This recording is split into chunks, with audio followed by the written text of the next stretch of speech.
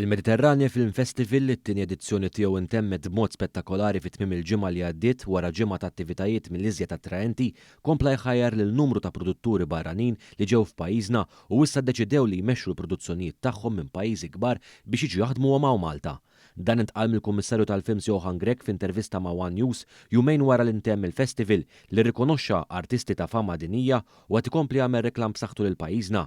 L-ispettaklu mifrux bejn 22 u 30 ta' Ġunju fil-fatt ingħata rapportaġġ estensiv fil-midja internazzjonali, partikolarment dik li tispeċjalizza fiċ-ċinematografija. Tru l-festival bil-meetings li kellna qed naraw ukoll ċaqliq ta' produzzjonijiet minn pajjiżi oħra ġejjin għal pajjiżna. Jiġifieri din l-għodda li qed ninvestu fiha diġà b'mod immedjat qed ħalli r-riżultati tagħha. It-tieni edizzjoni tal-Mediterranja Film Festival kien suċċess u kien akbar minn dak li seħħ is-sena l-oħra.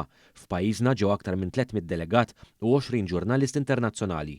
Kien hemm konkurrenza qawwija fl-attivitajiet kollha organizzati, inkluż il-master classes, il-wiri tal-films fil-pubbliku f'postijiet bħal Pjazza San Ġorġ u fil-Forti San Tirmu fil-Belt Valletta u anke fid-diskussjonijiet ma' professjonisti li saru.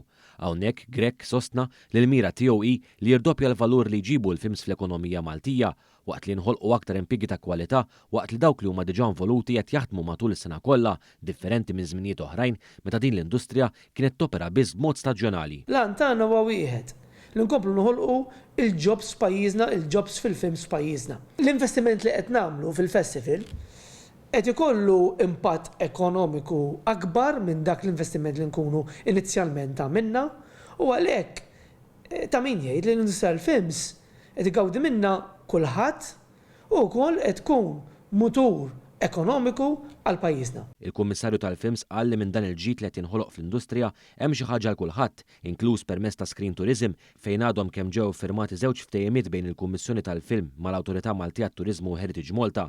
Din in-niċċa timmira l-turisti li jżuru postijiet speċifiċi fejn fihom ikunu nħadmu xenni partikolari films kbar ta' Hollywood.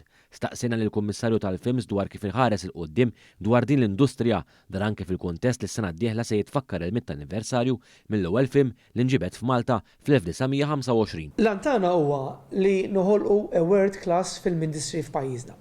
Fejn naraw li l-crews tagħna jkomplu javvanzaw il-qudiem.